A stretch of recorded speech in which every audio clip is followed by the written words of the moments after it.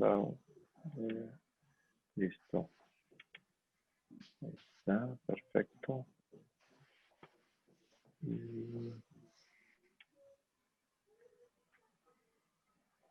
Déjame ver. Ahí están viendo la pantalla, ¿no? De bienvenidos. Así es, así es. Sí. Vamos a ver acá.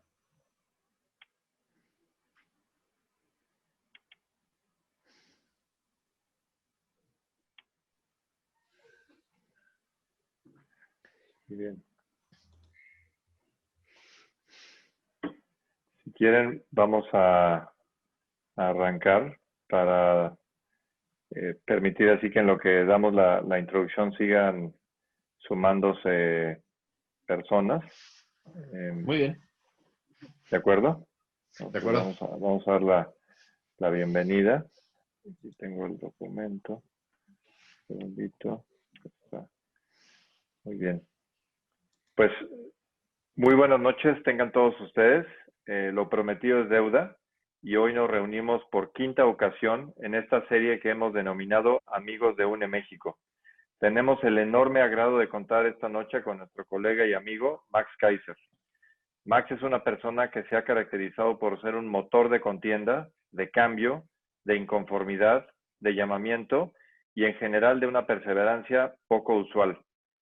Max ha sido clave en luchas puntuales de la ciudadanía, incluyendo en forma muy visible todo lo que tiene que ver con la posibilidad de abatir la corrupción con medidas tangibles.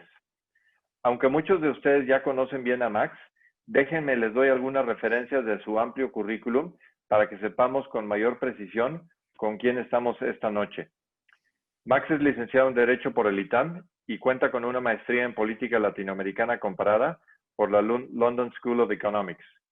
Actualmente se desempeña como presidente de la Comisión Anticorrupción de la Coparmex. Fue secretario de Responsabilidades Administrativas y Contrataciones Públicas de la entonces Secretaría, bueno, todavía de hecho se conserva ese nombre, Secretaría de la Función Pública, donde rediseñó y consolidó el sistema Compranet, reconocido por la ONU como el sistema de contrataciones públicas más completo del mundo.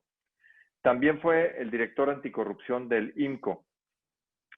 Es miembro del Global Future Council del World Economic Forum en anticorrupción y transparencia para generar la Agenda 2030. Es autor y coautor de la Ley 3 de 3, que se convirtió en la Ley General de Responsabilidades Administrativas. Es fundador del Centro para la Integridad y la Ética en los Negocios, CIEN. Escribe en diversos periódicos y revistas nacionales y participa regularmente en programas de televisión y radio. Es profesor de Derecho Administrativo y Derecho Constitucional en el ITAM, donde también es coordinador del programa Anticorrupción. Imparte por lo mismo también cursos especializados en el ITAM. Es asesor en temas y miembro de la CAD, Anti-Corruption Academic Initiative, con sede en Viena, Austria. Es coordinador y profesor del curso PACT, Procurement Anti-Corruption Training, en la Facultad de Leyes de la IACA, también con sede en Viena, Austria. Tiene 5 libros en la materia e imparte regularmente conferencias sobre los temas de su especialidad. Así es que ustedes podrán constatar que tenemos un verdadero experto en temas anticorrupción, justamente la materia que veremos hoy. Y es que sin duda es un tema relevante. De hecho, hemos visto en nuestras conferencias previas cómo el tema de la corrupción es algo que nos ocupa como sociedad, en particular al momento de entender la relación íntima que guarda con el cáncer que conocemos como impunidad. Y la referencia es obligada porque esos fueron los dos argumentos principales que utilizó AMLO y Morena para ganar la victoria electoral en 2018, para lograrla. Y por ello, uno supondría que la nueva administración que tomó las riendas del país el 2 de julio de 2018 hubiera adoptado una postura de ataque frontal contra esos flagelos. Sin embargo, para sorpresa de unos y otros, la administración federal no solamente no logró cambio alguno en la materia, salvo en pronunciamientos frecuentes con una enorme esterilidad.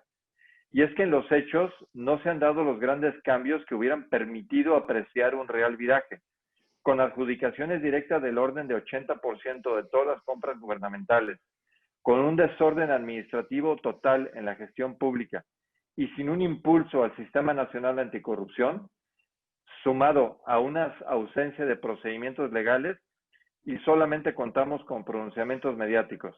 Es así que vemos un desapego completo al Estado de Derecho, priva la opacidad y generan arbitrariedades exponenciales.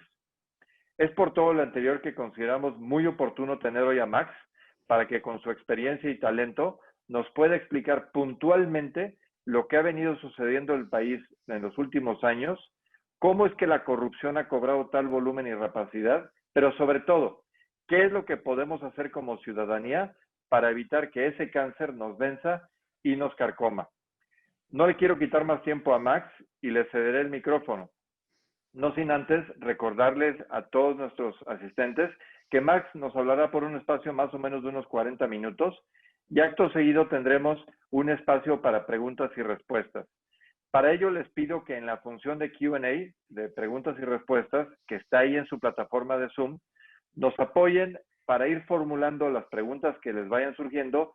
Nosotros, Polo y yo, las iremos anotando para que en cuanto toque el espacio ya tengamos la oportunidad de presentártelas a Max y así las pueda abordar puntualmente. Así es que, sin más, Max, te agradecemos nuevamente tu presencia, te cedemos el espacio y le entramos de lleno al tema que, repito, tenemos hoy con gran expectativa. Muchas gracias, Max. Muchas gracias, Juan, por la presentación. Muchas gracias a todos por estar esta noche aquí con nosotros. Y voy a retomar exactamente donde se quedó Juan, en la importancia del tema, pero sobre todo, ¿por qué nos decepcionaron? ¿Por qué nos decepcionó tanto este gobierno? Y mi apuesta es que es, entre todo lo que dijo Juan, además, por un profundo desconocimiento del tema. Hay un profundo desconocimiento de qué es el fenómeno de la corrupción, cómo funciona el fenómeno de la corrupción y cómo podríamos combatirlo. Y de ahí voy a partir. Voy a empezar con el concepto, la forma, cómo funciona y al final trataré de dar algunas salidas, algunas respuestas para que no nos quedemos simplemente con el enojo. Déjenme les platico un poquito de mí, de dónde sale esta charla. La charla no se va a tratar acerca de mí ni de mi currículum. Juan ya les platicó mucho de mí, pero sí les quiero platicar un poco de cómo entro yo en el tema del combate a la corrupción y por qué me es tan importante y por qué alcancé, después de unos años de estarlo estudiando, a entender que esto es un sistema, es un mecanismo, es una estructura. ¿Y por qué justo la charla de hoy se llama Ahora sí vamos a combatir el mecanismo en tono de pregunta? ¿Por qué? Porque nos lo vienen prometiendo desde hace mucho tiempo. Y nos dejamos, y digo nos dejamos todos que este gobierno convenciera a mucha gente que el tema es un tema de buenos y malos. El tema es quitemos a los malos para llegar los buenos y el asunto de la corrupción se acaba. 2 años después ya vimos que eso era una profunda mentira, una mentira completa, que muchos mexicanos creyeron, muchos mexicanos siguen creyendo hoy, y que no resuelve nada, pero además empieza a descomponer el Estado de manera dramática. Como decía Juan, cuando la corrupción se combina con este drama que es la impunidad, cuando las dos se convierten en la forma de ser de un Estado, pasan 3 cosas muy importantes. Lo primero que sucede es que se expande. Cuando la corrupción es impune, se expande a las diferentes áreas. Pasa en el microcosmos de una oficina de gobierno, cuando una persona ve que el de enfrente ya tomó dinero que no le corresponde o ya utilizó su cargo para generar un beneficio privado y no le pasó nada, se copia la conducta. Y se empieza a copiar en el resto de la oficina, en otras oficinas, en el órgano completo. Lo primero que pasa cuando la corrupción se combina con impunidad es que se expande.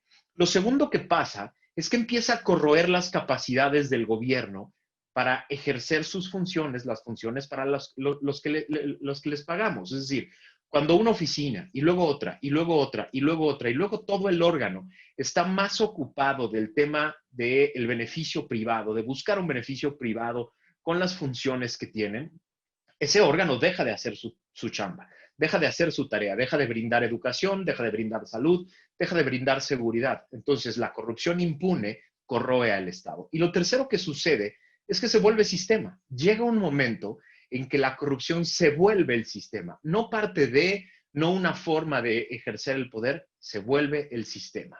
Eso es lo que nos ha pasado en México. Ese es el drama que vivimos en este momento. Y por eso este absurdo discurso político de es un tema de buenos contra malos, es un tema moral, es un tema de quitar a unos para llegar a otros que somos mejores, es un absurdo, y es un absurdo además peligroso, porque hace que estos tres elementos, la expansión, la corrosión y la generación de un sistema de corrupción, se vuelvan cada vez más permanentes. La buena noticia es que hay mucho que hacer. Hay países que han hecho mucha tarea, hay países que han construido sistemas que poco a poco empiezan a contener la corrupción, acaban con la expansión primero, después de acabar con la expansión empiezan a ocuparse de la corrosión, es decir, a rediseñar al Estado para que el Estado empiece a rehacer sus funciones hasta que un día la corrupción deja de ser sistema. Pero hay que entenderla. Hay que entender cómo funciona la corrupción y creo que ese es uno de los grandes problemas de este gobierno. No la entienden, no la quieren entender, pero no la entienden y por lo tanto siguen creyendo ellos mismos su discurso de es un tema de unas personas u otras, con ciertas características y otras, y ese no es el problema. ¿De dónde sale este entendimiento? De muchos años de estudio. Tengo 20 años en el tema y como decía algún ex jefe mío que varios de ustedes conocen, el exdirector del INCO, siempre decía, Max ha sido borracho y cantinero. ¿Qué quería decir?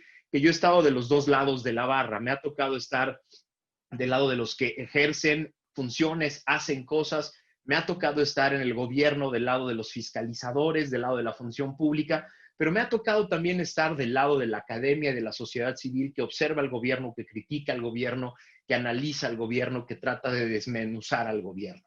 He estado de los dos lados y desde esos dos lados me ha fascinado el estudio del tema del combate a la corrupción en diferentes lugares del mundo.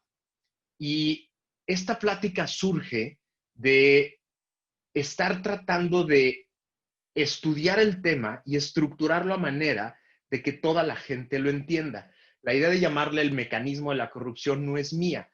Hay una serie fascinante en Netflix que les recomiendo que vean que se llama justo El Mecanismo, The Mechanism.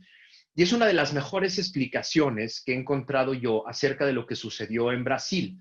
Es una explicación muy completa del caso Lava Jato y de cómo Odebrecht y una serie de empresas, junto con el sector político, todo el sector político de Brasilia, se encargaron de diseñar un mecanismo completo que invadió al Estado completo y utilizaba al Estado completo para generar beneficios privados en un grupo pequeño de personas. La serie es fascinante, no se las voy a spoilear, pero les quiero platicar de una escena muy interesante. Hay una escena en la que el policía, que es el encargado de investigar el caso, que es el primero que empezó a jalar los hilos, el caso se llama Lava Jato porque hay una casa de cambio de bolsa de inversión atrás de un lugar donde se lavan coches, desde donde empiezan a surgir, digamos, los hilos que conectan hasta Brasilia, por eso se llama Lava Jato el caso. Este policía empieza a investigar y empieza a encontrar que los hilos se conectan por todos lados. Y la gran frustración de este personaje es que en los primeros meses y años de investigación le llegaban manotazos de todos lados cada que trataba de avanzar. Avanzaba un poco y le llegaba un manotazo y le llegaba un regaño y le llegaba un telefonazo que le trataba de impedir continuar. Lo curioso es que se da cuenta que la corrupción está en esos niveles gigantescos, pero también está en el cuate que tiene que ir a arreglar la alcantarilla de afuera de su casa, ¿no? Es decir, se intercambian millones de dólares en el Estado, pero también hay un cuate que le tiene que arreglar la alcantarilla, que le pide dinero, si no, no le va a arreglar la alcantarilla de afuera de su casa. Y dice este cuate, ¿cómo puede ser que un Estado esté invadido desde los más altos niveles hasta los más bajos? Está justo pensando esto frente a un pizarrón como estos. Y de pronto voltea a ver a su hija, tiene una hija que tiene un problema tipo Asperger, y la niña solo se tranquiliza a sí misma viendo en la pantalla de su iPad unos fractales que dan vueltas y vueltas y vueltas. La niña como que se pierde en los fractales y con eso se relaja.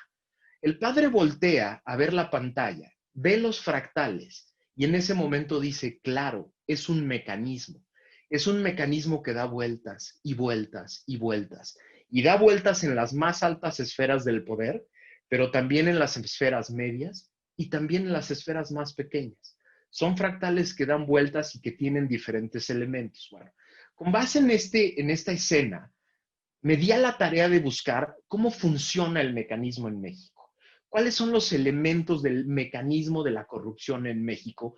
Para poder entender yo el fenómeno de la corrupción que llevaba tantos años estudiando, podérmelo explicar a mí, pero también para podérselo explicar a la gente de la manera más sencilla.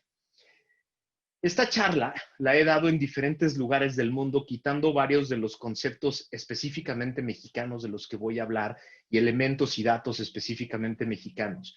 Y ha sido impresionante ver cómo gente de diferentes lugares del mundo, gente de África, gente de Asia, gente de América Latina, gente de Medio Oriente, me dicen eso es lo que pasa en mi país. Así pasa, igualito. Con la pandemia me toca dar un curso muy bonito en Viena que se llama Entrenamiento Anticorrupción en Contrataciones Públicas. Lo coordino y lo doy con un gringo desde hace casi 7 años en Viena. Lo damos a gente de todo el mundo, gente de diferentes lugares del mundo, contralores, fiscales y demás de diferentes lugares del mundo. Este año me tocó darlo vía Zoom porque no pude viajar a Viena. Y fue impresionante como uno de los encargados de la Contraloría de Nigeria me decía, aquí en Nigeria pasa igual, así, exactamente como dices. Me platicaba de elementos específicos que tenían que ver con temas tribales en las elecciones, pero me decía, pasa igual.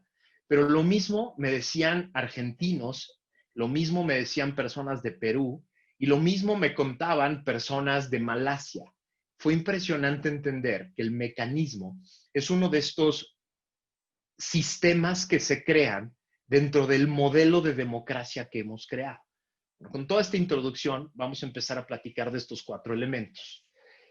El primer elemento del mecanismo son las elecciones. Las elecciones es este momento en el que personas y partidos políticos salen a buscar el gusto de la gente, salen a buscar el voto de la gente. Lo que hemos provocado en las democracias modernas es que en ese momento de buscar el voto de la gente se necesite mucho dinero, muy rápido, fluyendo de manera constante y permanente. Mucho dinero que los partidos normalmente no tienen. Ni siquiera en un país como el nuestro, en el que el financiamiento público es del tamaño del que es, que para nosotros, los que vemos que el año que entra se van a ejercer más de 10,000 millones de pesos solo de financiamiento público de los partidos, nos parece una locura, más en un momento de crisis económica, más en un momento de pandemia, pero no les alcanza. María Amparo Casar y Luis Carlos Ugalde tienen un estudio muy bonito que se llama Dinero bajo la mesa, en el cual demostraron que 9 de cada 10 pesos que se gastan en una campaña no se entera el IFE, no se entera el INE. El INE tiene la capacidad de recibir y fiscalizar solo 1 de cada 10 pesos de los que los partidos realmente gastan. Y uno de los datos que es brutales es que dicen que una campaña electoral para gobernador aproximadamente cuesta 1,000 millones de pesos por candidato, por partido. Los partidos reportan entre 100 y 200, dependiendo del estado. Más o menos los topes de campaña para campañas de gobernadores andan entre 100 y 200 millones de pesos. Y en realidad se gastan como 1,000. Hagan solo esta multiplicación. 1,000 millones de pesos que va a gastar un candidato a gobernador en el próximo año en una elección en el estado que ustedes me digan. Multiplíquenlo, vamos a decir que va a haber coaliciones, multiplíquenlo por 3 candidatos a gobernador en promedio que va a haber en cada estado. Quiere decir que va a haber 3,000 millones de pesos que se van a gastar en cada estado en realidad para campaña a gobernador. Ahora multiplíquenlo por 15, porque va a haber 15 gubernaturas en juego el año que entra. Quiere decir que el año que entra, solo para elegir gobernadores, se van a gastar alrededor de 45,000 millones de pesos. 45,000 millones de pesos es una locura lo que se va a gastar. Pero ahora multipliquen que va a haber 500 elecciones para renovar la Cámara de Diputados, 2,000 elecciones, 2,000 ayuntamientos que se van a renovar y 29 congresos locales. 21,000 cargos en juego el año que entra.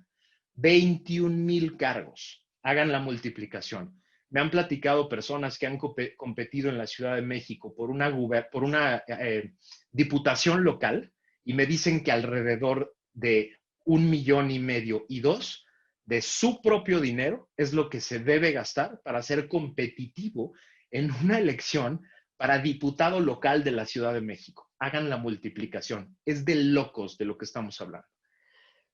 Y no lo tienen. Y como no lo tienen, necesitan inversionistas, lo pongo así entre comillas. Porque los inversionistas son en realidad personas que quieren participar en el mecanismo para tener influencia en el gobierno, para tener privilegios, para tener la posibilidad de darle vuelta a la ley. Quieren ser parte del mecanismo porque quieren tener la capacidad de influir en las decisiones de gobierno. Quieren tener la capacidad de tener contratos, quieren tener la capacidad de tener privilegios a la hora de tener problemas con alguna autoridad y quieren tener influencia en la toma de decisiones, en especial en la toma de decisiones que tiene que ver con la conformación de normas. Hay 3 tipos de inversionistas. El primer tipo de inversionistas son empresarios, personas que tienen dinero y que tienen ganas de invertir en un candidato específico, en un partido específico. Odebrecht era lo que hacía. Odebrecht tenía todo un departamento para estudiar encuestas, estudiar candidatos y hacer apuestas en todo el continente americano. En todo el continente americano estudiaban la elección, estudiaban las encuestas y apostaban por un candidato. Le daban dinero en efectivo a un candidato para que lo gastara en su campaña y lo utilizara en lo que quisiera. Ese es el primer tipo de inversionistas. El segundo tipo de inversionistas son exservidores públicos. Esos exservidores públicos que ustedes han visto en despachos de gestores, de consultoría y demás, son personas que quieren estar en el mecanismo, que quieren formar parte de él y que quieren estar involucrados en la toma de decisiones de poder. Y el tercero es el peor de todos, el crimen organizado. El crimen organizado también quiere estar presente, también quiere tomar decisiones, quiere tener privilegios, quiere tener información, quiere saber dónde se están moviendo las fuerzas federales, dónde se hacen los operativos, en contra de quién van, etcétera, etcétera.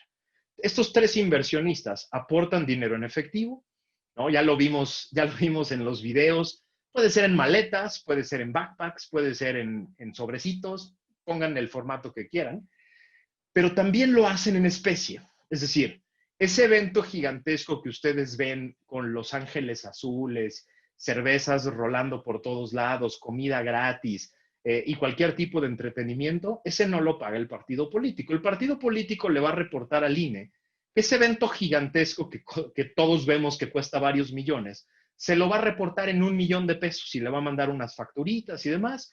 El INE las va a fiscalizar. El INE no tiene capacidad para fiscalizar los miles de eventos que va a haber por todo el país en una campaña electoral como la que viene el año que entra.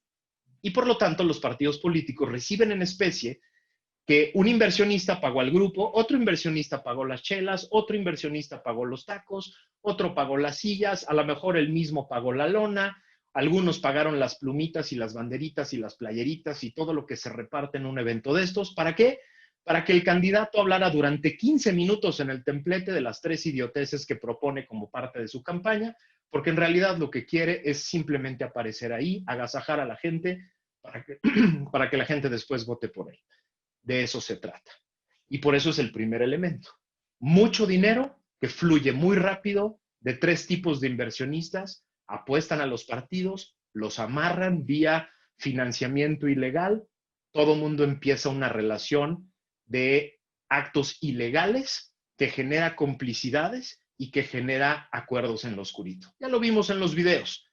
Vimos el 0.001% de los videos que podríamos ver si nos metiéramos en todas esas negociaciones donde se acuerda este primer elemento. El segundo elemento son las designaciones. Estos inversionistas, una vez que se construye el gobierno, una vez que se elige al gobierno, alguien gana. Los inversionistas quieren empezar su influencia en las designaciones de tres tipos de funcionarios. Quieren tener influencia en la designación de aquellos que deciden sobre el dinero, los que planean sobre el dinero, los que presupuestan dónde va a estar el dinero, porque quieren tener influencia en cómo se mueve el dinero. El segundo tipo de designaciones en las que influyen son en los que deciden sobre los contratos, los que van a estar en el sistema de contrataciones públicas, los que deciden una licitación o los que deciden no hacer una licitación y hacer una adjudicación directa. Y el tercer tipo de servidores públicos en los que influyen es en aquellos que fiscalizan, los que revisan, los auditores, los investigadores, los ministerios públicos, los fiscales. Quieren tener influencia directa sobre esos tres tipos de designaciones. A veces de manera absolutamente burda, lo hemos visto en estados, en municipios y en el gobierno federal, que es imponer a una persona. Ahí te va mi compadre, ahí te va mi amigo, ahí te va el exdirector de mi empresa que quiero que sea el oficial mayor, el director de finanzas, el de planeación, el de contrataciones, el fiscal, etc. Y a veces de manera no tan burda, diciendo, te recomiendo a esta persona que es cercana a mí. Entonces, el segundo elemento del mecanismo es influir en el gobierno a través de las designaciones de personas en estos tres lugares claves. El tercer elemento del mecanismo es el sistema de contrataciones públicas en México. Ya Juan nos platicaba un poco de las debilidades de este sistema. Hoy, en este gobierno, 80 de cada 100 contratos, 80 de cada 100 contratos se hacen por adjudicación directa, pero otros 8 de cada 100 se hacen por invitación restringida. Y esos son los más grandotes, ¿eh? Esos 8 de cada 100 son Dos Bocas, son el Tren Maya, son Santa Lucía. Son invitaciones restringidas, es decir, un burócrata escoge a 3 proveedores, les pide una cotización y escoge al mejor. Lo que quiere decir que solo 12 de cada 100 contratos son realmente licitados. Pero licitados en un sistema con una muy mala ley que permite muchas excepciones y que permite sobre todo muchos abusos posteriores, y ahorita vamos a hablarlo en la ejecución de los contratos. Una ley muy laxa, una ley que solo abarca uno de los tres elementos del ciclo de la compra, es decir, solo la parte formal que va desde la invitación a una licitación hasta la adjudicación, y no incorpora, no regula adecuadamente, no regula casi nada de la parte previa, de la parte que se conoce en el mundo como la parte de presupuestación, planeación, programación, y regula prácticamente nada sobre la parte tan importante que es la ejecución de los contratos. Por lo tanto, una ley laxa, a través de un sistema pobre, con gente muy mal capacitada, designada de manera tramposa y de manera directa por personas que quieren influir, es un sistema que permite a quien está en el área de contrataciones públicas ofrecerle a los inversionistas, yo te puedo hacer bueno el contrato. Si tú inviertes acá, 88 de cada 100 veces, yo solito voy a poder decidir a quién le asigno el contrato. Y las otras 12 veces, cuando haya licitación, hay muchas cosas que podemos hacer para que tú ganes el contrato. Por lo tanto, si el 88% de las veces que se asigna un contrato, te puedo asegurar que te lo voy a dar a ti, es muy fácil prometerle a un inversionista que vía el sistema de contrataciones públicas te voy a regresar el contrato y te voy a regresar tu inversión. Piensen en cualquier escándalo de corrupción que se acuerden de los últimos 10 años. Tómense unos segundos. Piensen en cualquiera, el que ustedes me digan. Piensen, acuérdense de algún escándalo, de gobernadores, de presidentes municipales, a nivel nacional. Todos tienen que ver con contrataciones públicas de una o de otra manera. Todos, se los aseguro, todos, del que se hayan acordado. Todos tienen que ver con algún tema de obra pública, de infraestructura, de comprar una cosa, de comprar un servicio, etcétera. Todos. ¿Por qué? Porque ahí está la gran oportunidad, porque ahí es como se genera la capacidad de prometer a los inversionistas que vía el Estado te puedo regresar la inversión. Ahora, el cuarto elemento del mecanismo es muy importante, porque si los contratos se adjudicaran a costos reales, en tiempos reales, efectivamente hubiera quien supervisa que se ejecutan, sería muy difícil recuperar la inversión. ¿Cómo le hacen los inversionistas para recuperar su inversión? Muy fácil. En la serie lo van a ver, lo vimos en el caso Odebrecht, pero también lo hemos visto en la estafa maestra y en muchos otros casos en México. Se cobran cosas que no se entregaron, servicios que nunca se hicieron, personas que no estaban contratadas, se subcontrata a empresas fantasmas que simplemente desvían el dinero y lo desaparecen en alguna cuenta fuera de México. Se hacen cosas por fuera de la norma, por encima del tiempo, ¿no? Tenemos aquí a unos kilómetros, los que vivimos en esta Ciudad de México, en la salida a Toluca, tenemos el monumento a la estupidez, a la incapacidad, a la corrupción, que se llama el Tren México-Toluca. Todo el mundo ha estado preocupado por el aeropuerto y por Santa Lucía y por el Tren Maya y Dos Bocas, y qué bueno, nos tenemos que preocupar de esos casos que van a ser un desastre. Pero uno de los ridículos más grandes de la historia de este país va a ser ese tren, siempre va a ser ese tren. Se licitó en 32,000 millones de pesos. En eso se adjudicaron los primeros contratos. Van más de 100,000 millones. Yo acabo de pasar el sábado pasado. Van más de 100,000 millones de pesos gastados. Y yo lo que veo ahí son unas columnas con unas traves y un chorro de máquinas abajo que no están trabajando. ¿Por qué? Porque ese tren difícilmente va a funcionar como lo prometieron algún día. Nos lo platicaron. A mí me tocó hacer un estudio cuando trabajaba en el IMCO con Ana Martínez. Hicimos 2 estudios muy bonitos, el del aeropuerto de Texcoco y el del Tren México-Toluca. El del Tren México-Toluca nos costó 500 solicitudes de transparencia, 500 solicitudes de transparencia para armar el rompecabezas. Y lo que encontramos es que la propia Secretaría de Comunicaciones, casi desde que lo construyó, aceptaba que no era financieramente viable, que siempre era un hecho que iba a ser un tren mucho más caro de lo proyectado. Pero lo más importante de todo es que ese tren, según los contratos, tenía que haber sido entregado hace 2 años, completo. Un tren rápido, que iba a ir desde Metepec hasta Observatorio, ¿no? Que iba a conectar estas 2 ciudades. Poco a poco lo fueron modificando. De pronto nos dimos cuenta que varios de los tramos no los tenían, no eran parte del gobierno y por lo tanto tuvieron que desviar varias de las rutas. Pero lo más importante de todo, lo más dramático de todo, es que si algún día funciona, no va a funcionar como el tren rápido que prometieron, por una razón muy sencilla. Y nos lo platicaron expertos que iban a ser los encargados de la certificación. Ni en Suiza ni en Alemania intentan esos grados de inclinación que busca ese tren.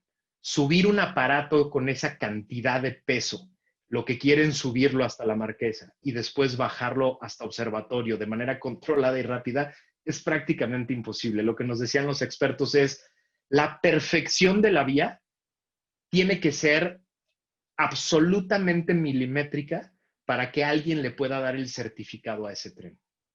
¿Qué pasó al inicio de este gobierno? De manera misteriosísima, después de todo el rollo acerca del aeropuerto y todos los dramas acerca del lago y que la corrupción y demás, sin ningún tipo de investigación, sin ningún tipo de auditoría, sin revisar los contratos, nosotros fuimos a entregarle al ex secretario de Comunicaciones, el estudio y le dijimos, cuidado con ese tren. ¿Qué pasó unos meses después? El presidente de la República se fue a tomar una foto con el gobernador del Mazo y muy abrazados dijeron, el tren va. ¿Por qué? ¿Quién sabe? El tren va. Esa cosa nos va a costar millones de pesos y va a ser muy raro que algún día tenga la capacidad de funcionar. ¿Por qué? Porque no existe control en la ejecución, porque los contratos se pueden renovar, porque se pueden facturar y facturar cosas que no se hicieron, máquinas que no se rentaron, material que nunca estuvo presente, porque nadie está vigilando. ¿Qué quiere decir? Que en este cuarto elemento del mecanismo de la corrupción, es muy fácil para los inversionistas recuperar 3 bolsas. Necesitan 3. La primera bolsa que necesitan es para recuperar su inversión, el dinero que pusieron en las elecciones. La segunda bolsa que necesitan es para pagar los sobornos de aquellas personas que pusieron la lana donde debería de estar, que hicieron el contrato, que adjudicaron el contrato, pero también para la gente que revisa. Por algo, estos contratos se pueden hacer, con ellos se puede hacer lo que sea, porque nadie está revisando. Nadie está yendo a las obras, nadie está viendo cuánto material se está ejecutando. El concepto de auditoría de obra pública se volvió un chiste desde el gobierno pasado, desde el gobierno de Peña Nieto. A mí me tocó toda la reforma a la ley de adquisiciones y a la ley de obra del 2009 y después la reforma al reglamento de la Secretaría de la Función Pública, me tocó participar directamente en la redacción de la creación de la unidad de auditoría de obra pública, porque lo que queríamos era ojos en las obras públicas. Creamos toda una bitácora electrónica para empezar a tener ojos en las obras públicas. Tuvimos dramas monumentales como la Suavicrema. La Suavicrema nos dio todas las lecciones posibles de todas las cosas que no se deben hacer en obra pública. La Suavicrema ha sido un drama porque se adjudicó en 800 millones de pesos y acabó costando 1,200 millones de pesos. Pésimo, es quizá uno de los casos de laboratorio de todas las cosas que no se deben hacer. Nada más que palidece frente a un chuchú que no se va a usar nunca como se debió, como se proyectó, que empezó en 32,000 y van más de 100,000. Entonces, digamos, de ese tamaño es la escala. Pero el tema es que toda esa unidad de obra pública, todas esas lecciones que se habían aprendido, se olvidaron. Y entonces ahora nadie vigila la obra pública, nadie vigila la infraestructura, pero tampoco nadie está vigilando de manera adecuada las contrataciones públicas. Cuando el IMSS compra 1 millón de cajitas de paracetamol, nadie está vigilando adecuadamente que lleguen 1 millón de cajitas y no 800,000 cajitas para que las 200,000 sea la recuperación de la inversión para que puedan pagar a los inversionistas. Pero la tercera bolsa que necesitan recuperar es el dinero que requieren para regresar al mecanismo. Porque el mecanismo da vueltas, es circular, es permanente. Las elecciones son periódicas y por lo tanto, los empresarios que forman parte del mecanismo, los servidores públicos que forman parte del mecanismo y el crimen organizado quieren estar otra vez en las nuevas elecciones participando de manera permanente. Así funciona el mecanismo, así de cíclico y complejo es, así de intrincado está. Está en el gobierno federal, está en los gobiernos locales, está en los gobiernos municipales, está funcionando también en el Poder Judicial, con la diferencia de que ahí no hay elecciones, pero ahí los favores se dan vía las designaciones, ya lo vimos en este estudio complejísimo que se hizo acerca del nepotismo. Ahí este elemento se sustituye por las designaciones al interior del aparato. Está en el Poder Legislativo de manera permanente y lo vemos incluso en el Instituto Electoral. Ahora, ¿cómo lo rompemos? Y ahí es donde quiero quitarles esta depresión que les acabo de ocasionar. Sí se puede. Hay países que lo han logrado. Y lo primero que hay que decirles a todos ustedes es, no hay balas de plata, no hay soluciones mágicas, no hay una solución que lo cambia todo, no hay un solo elemento que lo cambia todo. Menos funciona este choro de ya llegué yo y por eso se van a cambiar las cosas. Esto de barrer las escaleras de arriba para abajo, de abajo para arriba, etcétera, esto de cambiar personas y sustituirlas, no funciona. Se trata de un esfuerzo coordinado, permanente, estructural, institucional, que empiece a generar diques en cada uno de los cuatro elementos. Les voy a poner algunos ejemplos en cada uno de los elementos del mecanismo. Elecciones. 2 medidas. Déjenme proponerles 2 medidas. Medida número 1. ¿Por qué necesitan tanto dinero los partidos? Porque las elecciones son permanentes. Todo el tiempo están en elecciones. Todo el tiempo están tratando de competir por algo. Y por más que les hayamos acotado y hayamos generado en la Constitución ciclos mucho más complejos, mucho más cerrados, para que no hubiera elecciones cada año, de todos modos los partidos tienen demasiado tiempo compitiendo. Ya hoy estamos en estos procesos internos, ya hoy Morena está compitiendo por su dirigencia nacional, ya hoy hay personas haciendo campaña por todo el país con dinero público.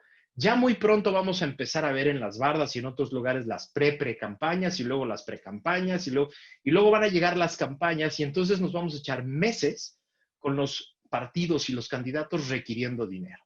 La propuesta es muy sencilla. Lo que hacen en las democracias desarrolladas del mundo. 10 días de campaña, nada más. 10 días de campaña. Los partidos políticos pueden hacer campaña pública y propaganda durante 10 días previos a la elección. Nada más. Como por qué si yo puedo estar hablando en este momento con varias decenas de personas y proponiendo ideas concretas, ¿por qué en esta época todavía es necesario que un partido político, que un candidato, haga una verbena popular en la que se gastan millones de pesos para decir 15 minutos de propuestas? ¿Por qué? ¿Por qué necesitamos eso? Ya no existe ninguna razón para que los partidos políticos no utilicen los canales digitales a los que todos tenemos acceso de manera gratuita, sin gastar un solo centavo, durante 10 días para comunicarnos exactamente lo que nos quieren comunicar. Ya no es un tema de comunicación, ya no es un tema de llevar contenidos a diferentes lugares.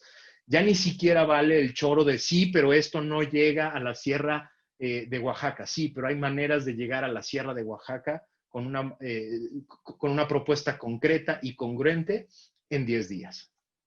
Pero lo segundo, el segundo elemento es cero efectivo, cero efectivo. Ni un solo peso en efectivo se puede mover en las campañas políticas. Luis Carlos Ugalde también tiene demostrado, vía datos del Banco de México, que en años de elección se mueve el doble de efectivo de lo que se mueve en años normales. Imagínense esa locura. Hay más dinero en efectivo rolando por todos lados. Prohibición muy sencilla a los partidos y candidatos. Si te cacho utilizando efectivo, pierdes la candidatura. Así de sencillo.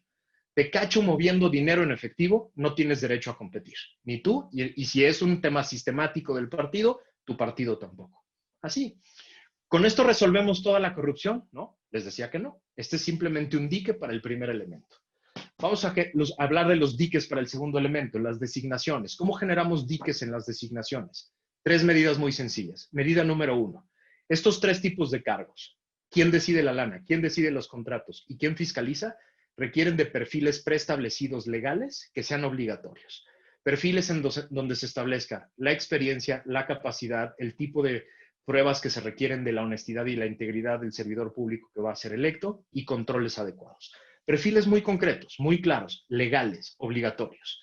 Segundo elemento, para que los perfiles sean buenos, se requieren procesos competidos, abiertos y transparentes para llegar a ese tipo de cargos. Lo que hemos visto últimamente, sobre todo en este gobierno, es que están los perfiles, están algunos procesos, pero el gobierno designa a quien quiera. Y si alguien la hace de jamón, cambian el perfil, modifican el perfil, ¿no? Y entonces un veterinario puede acabar de encargado de finanzas públicas y un ex escolta puede acabar de comprador de todas las medicinas del gobierno federal. Ese es caso real, ¿no? ¿Por qué? Porque no sirven los perfiles, los modifican como quieran y porque no hay un procedimiento abierto, competido y claro para designar a una persona. Pero lo tercero, para que ninguna de estas cosas sean simples recomendaciones, lo tercero es un concepto claro de sanciones para aquellos servidores públicos que designen a alguien que no cumple el perfil y que no pasó por el proceso adecuado. Para que haya consecuencias, porque si no, no lo van a respetar. ¿Se resuelven todos los problemas en las designaciones? No, quedan algunos flancos abiertos, pero le haces mucho más difícil a los inversionistas su capacidad de influir en la toma de decisiones para designar a servidores públicos de lugares clave. Sistema de contrataciones públicas. Es en el área que me he especializado en los últimos 15 años. ¿Cómo funcionan los sistemas de contrataciones públicas del mundo y cuáles son las herramientas que funcionan para prevenir corrupción, investigar corrupción y sancionar corrupción? Lo primero que necesitamos en este país es acabar con los 66 regímenes legales que tenemos en adquisiciones y obra pública. 66. Tenemos 2 leyes federales, una de adquisiciones y una de obra pública, y 32 leyes de adquisiciones y 32 leyes de obra pública. 66 regímenes que no sirven para nada, que simplemente abren diferentes puertas a la corrupción de diferentes maneras, sobreregulan unas cosas, desregulan otras, etc. Una ley general de contrataciones públicas para todo el país, con un capítulo de obra pública, un capítulo de adquisiciones, en el que se abarquen los 3 elementos del ciclo de la compra, los 3 momentos del ciclo de la compra. Que se regule adecuadamente la programación y la presupuestación y la planeación, que se regule adecuadamente el trayecto que va desde la licitación hasta la adjudicación directa, hasta la adjudicación del contrato, y que finalmente se regule la ejecución de los contratos completita hasta que se pague el último peso. Una regulación bien hecha, sencilla, simple, clara, que elimine excepciones, que no abra puertas escondidas, que no genere discrecionalidad, y que tenga un acompañamiento, un capítulo completo que regule una nueva plataforma digital. Y esa es la segunda propuesta. Una plataforma digital que nos ayude a superar el Compranet. El Compranet fue una gran plataforma en su momento. Una plataforma que funcionó con la tecnología que había disponible en ese momento. Pero era una gran plataforma en 2012, cuando obtuvimos el premio en Naciones Unidas. Y es la misma de 2012. Imagínense que ustedes hoy estuvieran utilizando el mismo teléfono que utilizaban hace 8 años. Lo que podrían hacer con el teléfono que estaban utilizando hace 8 años. Eso es Compranet. Es el teléfono de hace 8 años que estamos utilizando para contrataciones públicas hoy. Necesitamos una plataforma digital completa, integral, transaccional, en la que se tomen las decisiones, que ahí se hagan las contrataciones públicas, que ahí funcionen las contrataciones públicas, que sea abierta, que genere inteligencia, que genere datos, para tener la capacidad de prevenir corrupción, investigar corrupción y sancionar corrupción. Y una tercera propuesta muy sencilla. La tercera propuesta es que haya un instituto encargado de la planeación y la política pública de contrataciones públicas. No podemos seguir viviendo en un país en el que un presidente un día en un templete dice, yo voy a tirar un aeropuerto a la basura y construir uno nuevo. A mí se me ocurrió que vamos a hacer un chuchú por la selva de la península de Yucatán. Eso no puede ser. En ningún país desarrollado del mundo se le permite a los políticos inventar infraestructura, inventar la política de adquisiciones del próximo gobierno. Los países que ya aprendieron la lección hacen contrataciones públicas de manera planeada, de manera integral, pensando en el mediano y largo plazo, en especial en los grandes proyectos de infraestructura. Los 3 proyectos de infraestructura que lanzó este gobierno nos van a costar generaciones enteras recuperar ese dinero. Los 3 van a costar mucho más de lo que dicen que va a costar. Ninguno de los 3 es financieramente viable y ninguno de los 3 va a funcionar para lo que dicen que va a funcionar. Está grabado esto. Juan me lo va a recordar en algunos años, cuando tengamos razón, cuando veamos que ni se acabaron en tiempo, ni se acabaron en precio, ni sirven para lo que dijeron que iba a servir. Y nos van a costar carísimos. ¿Por qué? Porque no hay alguien pensando seriamente en el futuro del país. Las contrataciones públicas en este país se planean en el templete electoral. Se hacen para satisfacer el hambre necesaria para ganar votos. Finalmente, el cuarto elemento. ¿Cómo atoramos el cuarto elemento? La ejecución de los contratos. Muy sencillo, tecnología. La única manera de evitar que en la ejecución de los contratos se entregue de menos, se pague de más, se entregue cosas que no necesitamos, cosas que no venían en el contrato, se generen sobrecostos, se alarguen los contratos, es usando la tecnología que en el mundo ya está disponible. Los británicos y la Unión Europea tienen desde hace un rato todo un protocolo que se llama BIM, Building Information Modeling. Building Information Modeling es una plataforma digital que te permite incorporar en los contratos, en las adjudicaciones, todos los elementos de una contratación, la parte contractual, la parte, por ejemplo, si es un tema de infraestructura, toda la parte de ingeniería, de arquitectura, todos los sistemas. Y es la plataforma digital la que te dice, esto va a funcionar o no va a funcionar.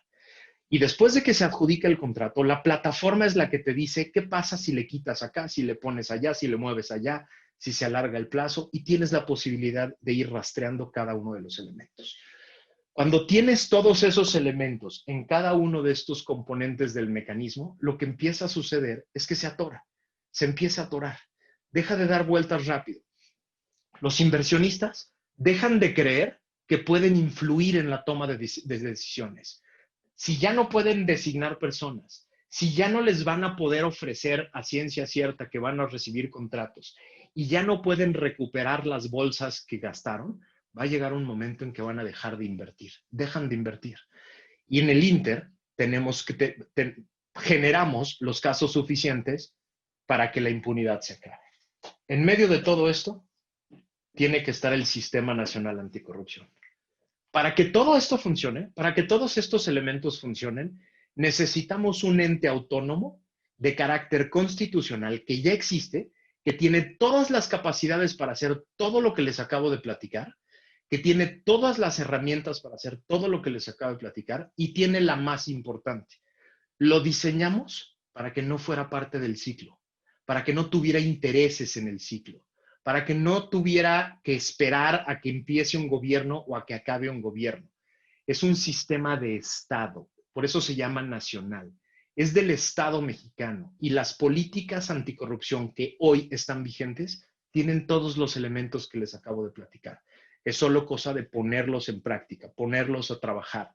de generarles a estos órganos del Sistema Nacional Anticorrupción la autonomía necesaria, cuidarlos entre todos nosotros, para que poco a poco empiecen a atorar cada uno de los elementos del mecanismo. Que no los engañen cuando les dicen, no funcionó, no es suficiente, no tiene dientes. No lo han usado, no lo han utilizado, no lo quieren utilizar. A este gobierno no le gusta ni siquiera la idea ni el concepto. Les quitó dinero a todos, cantidades brutales de dinero. La semana pasada estuve en la presentación de la Plataforma Digital Nacional, que es el cerebro de la corrupción, el cerebro digital de la corrupción. Y ese cerebro digital se ha hecho con dinero propio, con dinero privado de la gente que con todas las ganas del mundo ha tratado de programar y hacer todo lo que dice la ley que se tiene que hacer. ¿Por qué? Porque el austericidio de este gobierno ha dejado a estos órganos sin dinero. Varios de esos órganos no tienen cabeza. La sección especializada del Tribunal de Justicia Administrativa, la que creamos especial para llevar casos de responsabilidad administrativa grave, no tiene a los 3 titulares. No están los titulares de las regionales tampoco, porque el gobierno no los ha propuesto y el Senado no le ha dicho al gobierno, necesito tus propuestas. Tenemos un fiscal general y un fiscal anticorrupción que no son autónomos, se han declarado ellos abiertamente parte del gobierno y parte del proyecto del gobierno. La Fiscalía Anticorrupción tiene un presupuesto de 100 millones de pesos al año. 100 millones de pesos al año. Ese es más o menos lo que gasta una de las oficinas de la Comisión Anticorrupción de Hong Kong. 100 millones, esa oficina tiene, la Fiscalía Anticorrupción de Hong Kong tiene alrededor de 100 millones de dólares al año de presupuesto para Hong Kong, un país de este tamaño que cabe en la delegación, en la alcaldía Xochimilco, donde yo vivo. De ese tamaño es el drama que vivimos. No se acostumbren al discurso, no se acostumbren al discurso, porque esto que vivimos hoy no es nuestro destino y no es irremediable.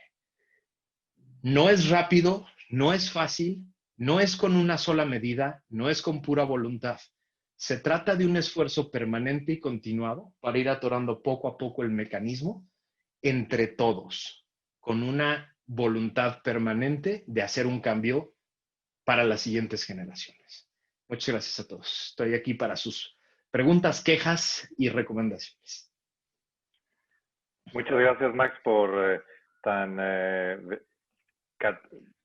muy vehemente y emotiva explicación, como sabemos que iba a ser, con esa pues particular, digamos, puntualidad que te caracteriza, porque además es un tema, como tú lo dijiste, lo anticipábamos, lo vives, lo sientes, ¿no? Y se nota en tu explicación y en la contundencia. Tenemos efectivamente, como era de esperarse, varias preguntas. Hemos ido anotando las que han estado mandando en el chat. Y si quieres, lo que puedo hacer es que te puedo plantear, digamos, de 3 en 3 para que puedas, digamos, de esa manera abordarlos ordenadamente, si te parece. Con gusto, venga. Aquí tengo, mira, aquí tengo la lista. Perfecto. Algunas son preguntas muy sencillas, pero de cualquier forma, por respeto al público, te las voy a dejar, insisto, de 3 en 3. Por favor. La primera dijo Max que eran 3 los pasos para luchar contra la corrupción, pero solamente escuché la primera, que es, si el de frente lo hace, ¿por qué yo no? ¿Me pueden decir nuevamente cuáles eran los otros 2? Por supuesto. Segunda pregunta. Explicar por qué el combate a la corrupción es una bandera política y no un atributo del Estado de Derecho. México es un país de leyes, pero está inmerso en la impunidad. Finalmente, en este primer bloque de 3, dice, de acuerdo a su experiencia, ¿cuánto tiempo toma desmembrar la corrupción, tanto la expansión como el sistema en un país? Específicamente en México, ¿cuánto tiempo crees que esto tomaría y qué podemos hacer los ciudadanos? Muchas gracias. Me encantan las preguntas porque más están relacionadas. Lo que decía muy al principio son 3 cosas las que pasan cuando se combina corrupción con impunidad. Cuando las 2 cosas son parte del sistema, lo que pasan son 3 cosas. Se expande, es decir, se expande desde el microcosmos de una oficina, que es, si yo veo que al de enfrente no le pasó nada y de pronto tengo una oportunidad, es factible que yo caiga en esa oportunidad. se expande en el órgano, se expande después en la institución completa, hasta que se expande en el gobierno completo. Lo segundo que pasa es que corroe. Cuando se expande a todo un órgano, se corroe la capacidad de ese órgano de hacer las funciones para las que está. Si ese órgano, por ejemplo, es el órgano de seguridad pública, es el órgano que, por ejemplo, dirige a la policía, si se expandió lo suficiente para que todos estén más preocupados por hacer negocios propios que por hacer seguridad pública, se corroe la capacidad de ese órgano para dar buena seguridad pública, porque la gente está pensando más bien en cómo beneficiarse de manera propia. Y lo tercero que pasa cuando se expande, corroe al órgano, es que se vuelve sistema, se convierte en el sistema. No solo es un problema del sistema, es el sistema. La corrupción se convierte en el equilibrio de un aparato. Esas son las tres cosas que pasan. Ahora, ¿somos o no un Estado de Derecho? Formalmente sí. Es decir, tenemos una Constitución, la Constitución le dice a los órganos. Mi ex jefe también decía, él no era abogado, y entonces decía, ustedes los abogados usan el Estado de Derecho para todo, y quiere decir todo y quiere decir nada. A ver, ¿qué quiere decir? Lo que quiere decir Estado de Derecho es que la ley, y la ley es un concepto genérico, es decir, la Constitución y las leyes que emanan de la Constitución son el vehículo a través del cual se ejerce el poder. ¿Qué quiere decir esto? Dos cosas muy importantes. Que los órganos están limitados por la ley, es decir, no pueden hacer más de lo que dice la ley, y es la ley y solo la ley la que les da el poder de hacer cosas. Eso quiere decir básicamente Estado de Derecho. Es la pregunta, ¿vivimos o no en uno? Formalmente sí, la Constitución dice que es la ley, la Constitución y las leyes las que le dan a los servidores públicos el poder de hacer algo o no hacerlo. Y es esa misma ley la que los limita hasta dónde pueden llegar en ese ejercicio. Estamos hoy en un gobierno que no tiene la cultura del Estado de Derecho, no lo entiende. El propio presidente cree que la Constitución son solo recomendaciones, que puede o no seguir, y que él puede decidir qué otros poderes tiene aparte de los que dice la Constitución, y hasta dónde puede llegar también es una decisión propia. Cuando lo hace el jefe del Estado, cuando el jefe del Estado es el que tiene esa cultura sobre el Estado de Derecho, se copia en el resto del aparato. ¿De quién dependemos ahora? Del Poder Judicial. Dependemos fuertemente cada vez más de que el Poder Judicial sea el que los pare todo el tiempo. El que diga, no, fuiste más allá. Hiciste más de lo que te tocaba, hiciste más de lo que se debe hacer. Y por lo tanto dependemos que el Poder Judicial sea el que nos esté recordando y le esté recordando al gobierno todo el tiempo que existe un verdadero Estado de Derecho. Recuérdame la tercera, Juan, que estaba relacionado con esta parte. Ahorita te digo, la tercera es... ¿Cuánto tiempo dura? ¿Cuánto tiempo nos tomará hacer las cosas bien y hasta cuándo vamos a llegar? Perdóname, ya me acordé. Exacto. ¿Y qué podemos hacer los ciudadanos? ¿Y qué podemos hacer los ciudadanos? A ver, empiezo por esa segunda parte. Siempre recomiendo 5 cosas que podemos hacer los ciudadanos.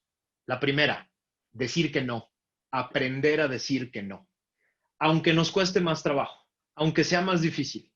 Si estoy haciendo una obra en mi casa y necesito dar dinero para que me den la licencia o me pidieron dinero, aprender a decir que no. ¿Me va a costar más tiempo? Sí. ¿Me va a costar más trabajo? Sí. Pero hay que aprender a decir que no. Segundo, hay que aprender a denunciar. Si están cometiendo un delito en mi contra y si están pidiéndome dinero, hay que aprender a denunciar.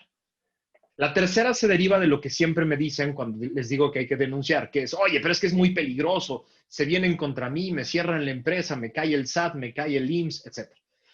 Muy bien, entonces, para denunciar cada vez de manera más segura, hay que organizarse, hay que pertenecer a gremios, hay que pertenecer a organizaciones, hay que ser parte de un cuerpo que me ayude a denunciar con un poco de menos peligro. El cuarto elemento es que hay que aprender a participar con esa organización en la agenda pública. Hay que participar en la agenda pública. Una vez que ya me aplicaron mal una ley, una vez que ya me trataron de imponer alguna pena, alguna multa ilegal o de manera tramposa, hay que influir en la política pública, hay que tratar de cambiar las reglas, no para beneficio privado, sino porque las reglas están ahí para adaptarse a mejores realidades. Y lo quinto que le digo a las personas como ciudadanos es, hay que participar en la discusión pública. Hay que entrarle a los debates, hay que entrarle a los debates sobre los grandes temas nacionales. Hay que informarse adecuadamente y hay que convertirse, el concepto que estoy queriendo convencer a la gente que se puede, hay que ser un ciudadano político.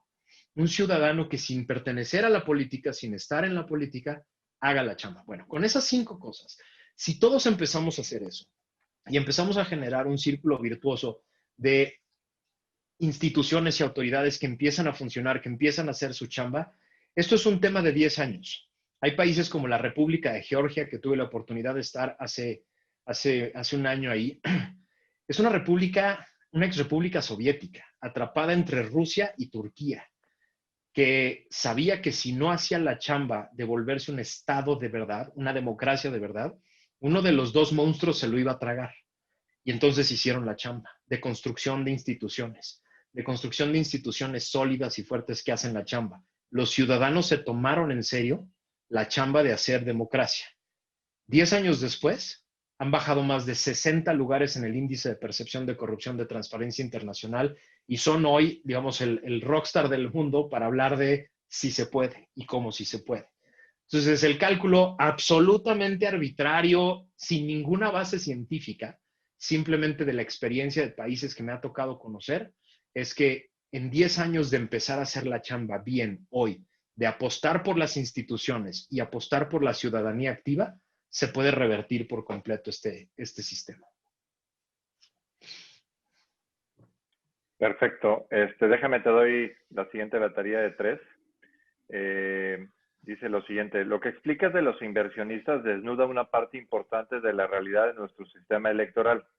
El problema no es tanto los excesos en las campañas, sino el hecho de que los inversionistas van a reclamar el pago al momento de que el funcionario es electo. Ese es el verdadero cáncer. Siguiente. Y esta va, aquí lee dos preguntas y le metí un poquito de mi cuchara y lo confieso. En temas que hemos visto con detenimiento en México Unido contra la Delincuencia, hay evidencia clara que, por ejemplo, en 2018, de los más de 3,000 puestos de elección popular, casi 1,000 fueron sustituidos por homicidio o renuncia, pero eventualmente los reemplazos sí fueron electos. El problema es que la evidencia sugiere que ahí los que reemplazaron y que ya no fueron, digamos, objeto de muerte o de sustitución, son delegados directos de la delincuencia organizada, es decir, la corrupción enraizada desde el origen en el sistema electoral. Brutal. Y siguiente en esta batería dice, entiendo que al ser la corrupción un sistema estructural, es también un tema de cultura y creencias. Si además la ley es laxa para regular la corrupción, ¿qué necesitamos entonces hacer como ciudadanos para detener este mecanismo que parece estar mal desde su origen? Me encantan las preguntas. Voy de atrás para adelante. Déjame y no por corregir a quien nos pregunta, que le agradezco mucho la pregunta, pero déjame platicar de este tema de la corrupción es cultural. Yo les pediría no crean en eso. No crean en eso porque no hay un solo estudio en ningún lugar del mundo que sustente que la corrupción tiene un arraigo o tiene una explicación en la cultura de un país. Ninguna cultura explica la corrupción. Dicho esto, si hay rasgos culturales en la cultura mexicana y en la latinoamericana en especial, que tiene que ver con los privilegios, y esos sí son culturales. Nos gustan los privilegios, vivimos de los privilegios. Privilegio es una palabra muy sencilla de entender. Privus legis, sin ley, por encima de la ley, por un lado de la ley, dándole vuelta a la ley. Eso sí nos gusta a los latinos, eso sí nos gusta a los mexicanos. Lo que vemos, estos empresarios que desfilan por Palacio Nacional, estos grupos de interés que desfilan por Palacio Nacional, son personas que van a buscar privilegios. Estos inversionistas quieren privilegios, quieren estar ahí en el lugar privilegiado, en donde a ellos no les toca, a ellos no les aplica. El impuesto no les toca, la sanción no les toca, la vigilancia no les toca. Les toca a los de enfrente, a los que no tienen relaciones de amistad con el poder, a ellos sí les toca. Eso es lo que sí es cultural. Y por lo tanto, la gran lección, creo yo, es empezar a modificar el gusto por los privilegios, renunciar a ellos, renunciar todos a ellos y hacer que todos los demás renuncien a ellos. No tolerar a empresas, empresarios, instituciones que peleen privilegios y que los tengan, no tolerarlos. voy hacia atrás. Este dato que da Juan me parece brutal. Esto de vivir en un país en el que vemos como normal, como parte de la fauna de la elección, que mueran candidatos a manos del crimen organizado y sean sustituidos, ver esto como algo que es ya parte de nuestra realidad sin espantarnos, me parece dramático. Como ningún momento en la historia, tenemos que exigirle a este gobierno que no permita un solo asesinato de candidatos el año que entra. Porque es clarísimo, como dice Juan, que las sustituciones tienen un sentido muy claro. Es evidentísimo que los que fueron sustituidos eran incómodos, los que sustituyeron dejaron de serlo. Y eso nos tiene que prender todos los focos rojos. Y la primera pregunta me encantó porque tiene toda la razón.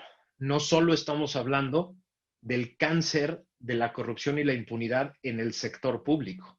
Los inversionistas son empresarios, muchos de ellos formales, perfectamente constituidos, con décadas de existencia, que participan voluntariamente, que están ahí, que ponen la lana y que saben que es corrupción, que saben que es ilegal, pero les gustan los privilegios. Muchos de ellos necesitan de estos privilegios. Hay empresas en México que no se explican y no se entienden fuera de su relación con el poder. No hay manera de entender a varias de estas empresas si no es en su relación directa con el poder. Y entonces tiene toda la razón quien nos pregunta eso. Este cáncer no solo es del gobierno, el mecanismo no solo se explica dentro del lado del Estado, se explica de la de las empresas. Y me da oportunidad para hacerles un pequeño comercial. Desde hace unos meses publiqué un libro que se llama El Método 10-5-10, que justo se trata de eso. Ese libro es un libro que, este libro, es un libro que hice después de un año de estudio sobre 100 empresas, las 100 empresas más grandes y sustentables del mundo, que justo la idea es generar sistemas de integridad que vayan más allá del típico compliance instrumental, que genera solo algunos instrumentos y algunas herramientas.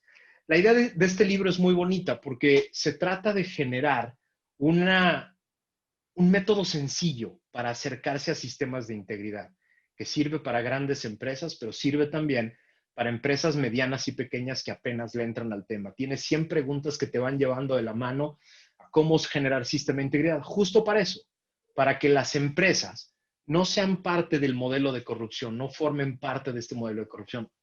Perdí el video. Sí.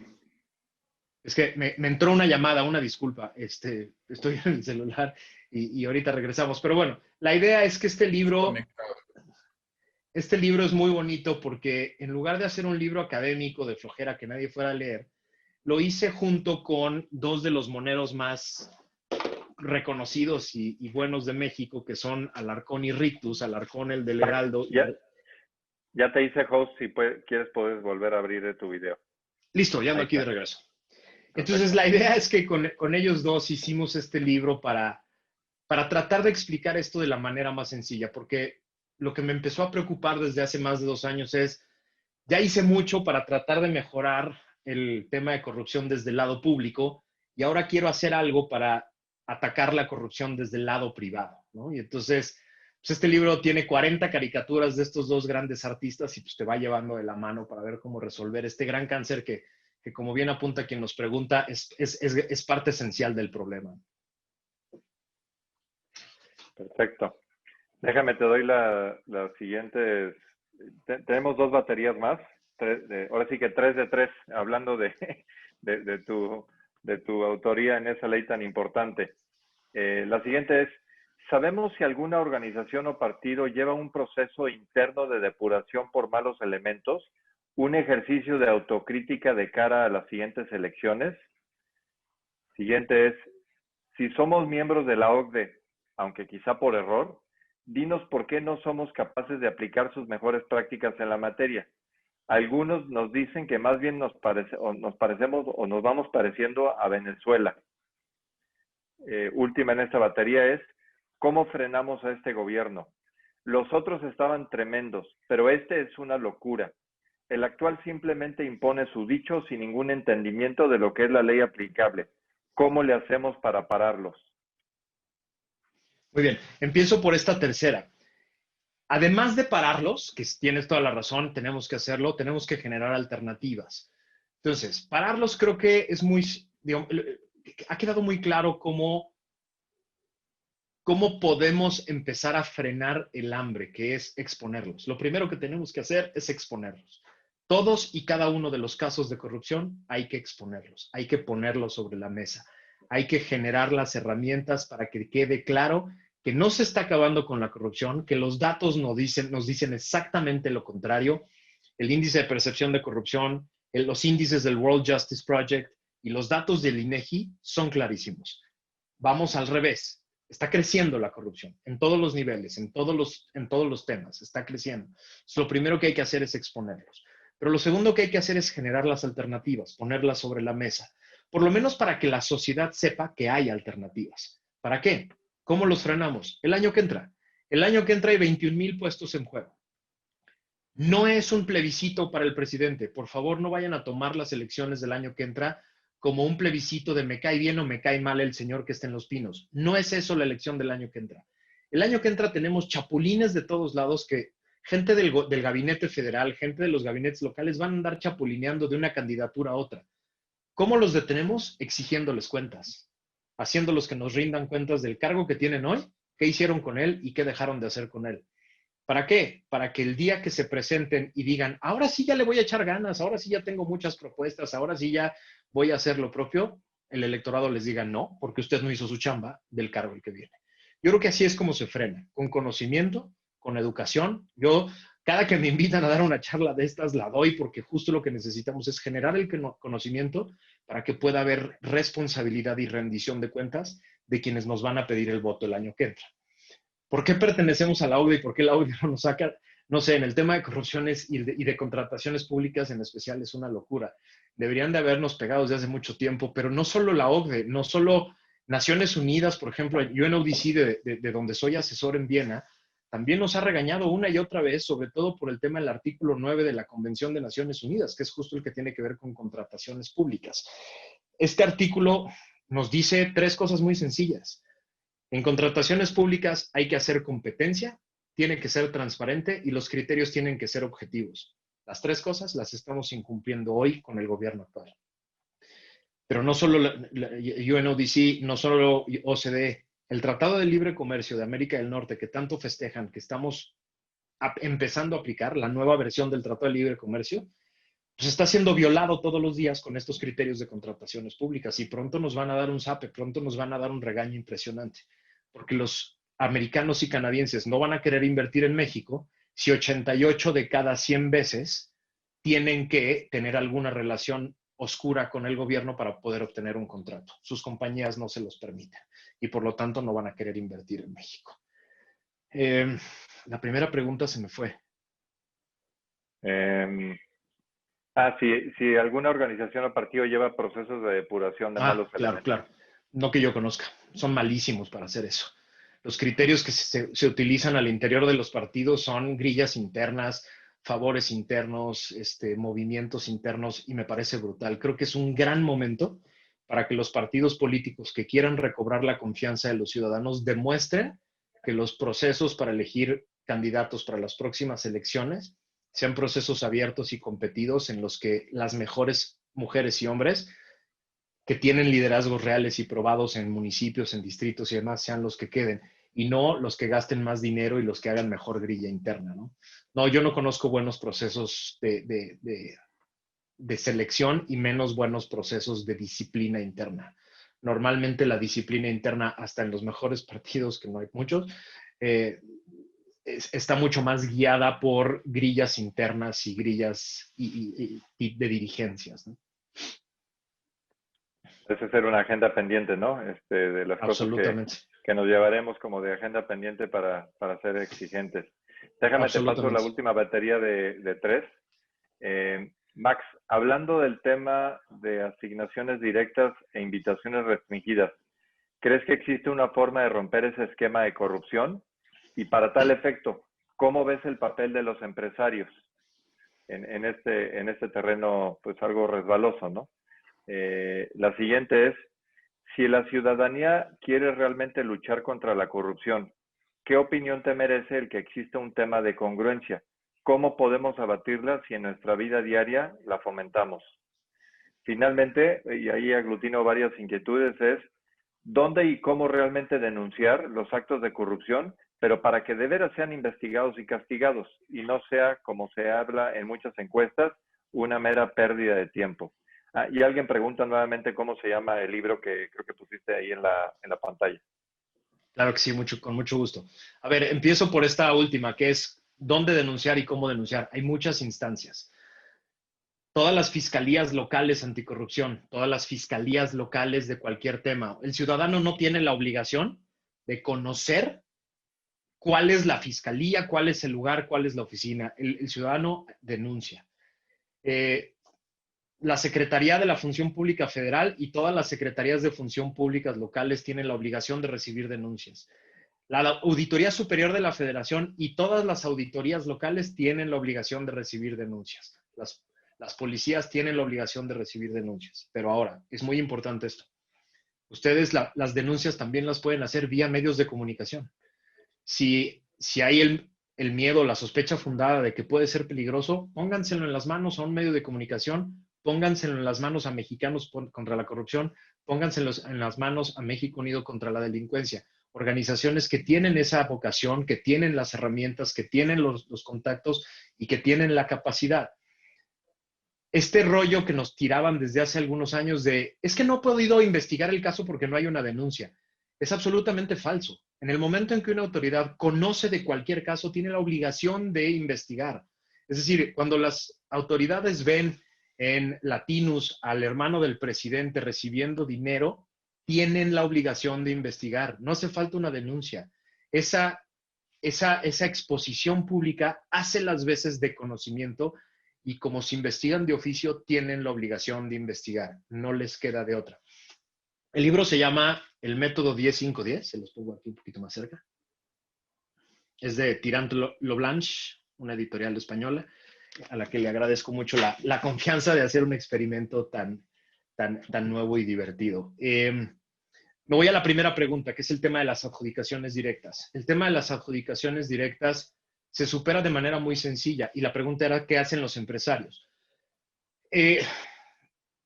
Los empresarios, las organizaciones empresariales, tenemos la obligación de empezar a exigir competencia. Yo soy presidente de la Comisión Anticorrupción y acabamos de emitir hace un mes un decálogo en contrataciones públicas. Lo pueden encontrar en todas nuestras redes, en las redes de Coparmex, en las mías y en la página de Coparmex. Hay un decálogo de contrataciones públicas. Y lo primero que pedimos es competencia, competencia, competencia, competencia. Es la gran vacuna en todo el mundo. Exigir desde el sector privado, competir. Yo no quiero que me asignes contratos de manera gratuita. Yo no quiero tener relaciones con el poder. Yo no quiero tener que tener un teléfono específico para tener que levantarlo para que me asignes un contrato. Quiero competir. Las empresas mexicanas, las buenas, las que sí son empresas, deben confiar en lo que hacen y en lo que producen para competir. Y por lo tanto, la exigencia tiene que ser, ponme a competir. Que la ecuación se dé la vuelta. Lo que tenemos que exigirle a este gobierno es que lo que queremos es 80% de licitaciones, 20% de adjudicaciones directas. Queremos competir, queremos que haya competencia. Ahí es donde se encuentran las mejores condiciones, donde se abre la transparencia, donde se encuentran los mejores precios. La competencia genera mejoras en tecnología, en innovación, en calidad, genera muchísimas cosas. Queremos competir. Vean el decálogo, es un decálogo muy bonito que hicimos para que sea muy sencillo. Por cierto, un comercial para mañana. Mañana a las 10 de la mañana vamos a dar una conferencia de prensa Tojil, Impunidad Cero, Coparmex y Causa en Común, porque justamente vamos a emitir otro decálogo, que es el decálogo por la seguridad y la justicia. Lo que queremos es poner sobre la mesa las 10 cosas que se tienen que discutir para cambiar todo el sistema de seguridad y justicia. Lo mismo hicimos con las contrataciones públicas. Lo mismo vamos a hacer dentro de un mes. Vamos a hacer también un documento muy sencillo para que todo el mundo pueda entenderlo sobre integridad en las empresas. ¿Cuáles son los compromisos de las empresas en la integridad para no ser parte de este mecanismo? Y ahí me voy a la tercera pregunta, que era la del medio. La congruencia. Totalmente de acuerdo, con esa cierro. si no somos congruentes, si no empezamos por nosotros, si no empezamos en casa, si no empezamos con nuestros hijos, si no empezamos a decir que no nosotros y dejamos de colaborar en el mecanismo, va a ser muy difícil de cambiar. En el momento en que cada uno de nosotros empecemos a modificar nuestra conducta y entender que somos tan corresponsables de este mecanismo como los que participan de él, vamos a empezar a poder cambiar este país. La congruencia es muy importante. En el momento en que cambiemos nosotros, tenemos la legitimidad para exigir cambio afuera y la capacidad de hacerlo. Muchas gracias a todos. Muchas gracias, Max. Te tengo que hacer una última pregunta porque me la piden aquí encarecidamente. ¿Cómo le haces para denunciar a que quien está encargada de la Secretaría de la Función Pública es la responsable de corrupción? Díganlo por todos los medios que puedan, con pruebas. Es decir, una de las cosas que yo recomiendo a todos los conglomerados de personas que están muy preocupadas por su país es dos cosas. No ser anti alguien, porque eso es muy cortito. Es decir, ser anti alguien es como muy fácil y no nos lleva a nada. Entonces, y le hacemos muy fácil el discurso al señor que está en Palacio Nacional, muy fácil. Porque entonces lo que dice es, ven, solo son anti yo, solo me odian a mí. Entonces, ser anti algo o anti alguien es muy cortito. Entonces, no seamos anti alguien. Y que toda la crítica lleve dos cosas acompañadas, siempre. Yo es un compromiso que tengo conmigo mismo, a veces no lo logro, pero es un compromiso que tengo propio. Que toda la crítica esté acompañada de datos duros, es decir, que no sean temas de opinión nada más, de yo creo que usted es una corrupta por tal, que venga acompañado de datos, que venga acompañado de elementos que le permitan a la otra persona que está leyendo lo que estoy escribiendo, claro, tiene toda la razón, y que venga siempre acompañado de alternativas. Esto no está bien por esto, y estos son los datos, y esta era la alternativa. Esto es lo que se debería de hacer. Cuando empecemos a hacer la crítica así, les vamos a hacer la vida muy difícil, porque ya no van a tener el escape fácil de me critica porque me odia. No lo critico porque lo odio. Lo critico porque no está haciendo su trabajo y aquí están los datos. Y además le digo que todo esto era lo que usted tenía que haber hecho en lugar de lo que está haciendo. En el momento en que empecemos a hacer la crítica en ese sentido, les vamos a hacer la chamba mucho más dura, mucho más complicada. Y le vamos a empezar a ayudar a la ciudadanía a entender mejor por qué estamos en el drama en el que estamos. De acuerdísimo, Max. En eso estamos 100% de acuerdo.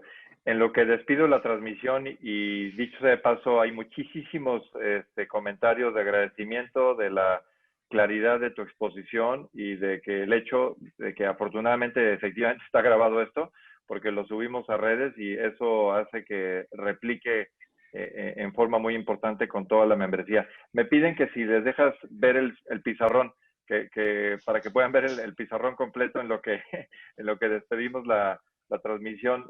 Polo, no sé si algo más se haya olvidado, alguna pregunta que yo haya omitido, algún tema que tú hayas visto. No, Paco, todo muy completo y agradecer de nuevo a Max y evidentemente a todos quienes se conectaron hoy en la noche y nos acompañan en estas reuniones de amigos de UM. De acuerdísimo. Y justamente hablando de la secuela de lo que estamos haciendo en esta serie de Amigos de UNE México, y para que Max también lo sepa, en nuestra siguiente reunión, que es justamente en 3 semanas, para ser precisos el 20 de octubre, ha aceptado la invitación Arturo Sarucán. Arturo es ex embajador de México en los Estados Unidos y una de las personas que quizá más saben de la relación bilateral y de la pues contienda que hoy está justamente cobrando gran auge. La fecha es inmejorable porque será justamente ya unos días antes del día de la elección, el día 3 de noviembre. Así es que pensamos que tenemos una gran sesión en puerta, repito, por la coyuntura, por el tema y por el orador. Tal y como lo tuvimos hoy con un gran orador como fue Max, que repito, nos deleitó con un tema complejo, pero con un tema que además nos ocupa y con el cual sentimos una enorme afinidad y un enorme compromiso. Nuevamente, Max, muchísimas gracias. Gracias a todos los amigos. Repito, la sesión está grabada y como lo hemos hecho con las anteriores, la pondremos a su disposición en un par de días para que la puedan compartir con todos sus familiares y para que efectivamente, como ya Max nos dijo, todos seamos consecuentes y congruentes en esta gran proeza ciudadana que es dar una batalla frontal para que la corrupción se acabe y para que la impunidad se agote. Ojalá así sea y demos la batalla ciudadana. Muchísimas gracias a todos.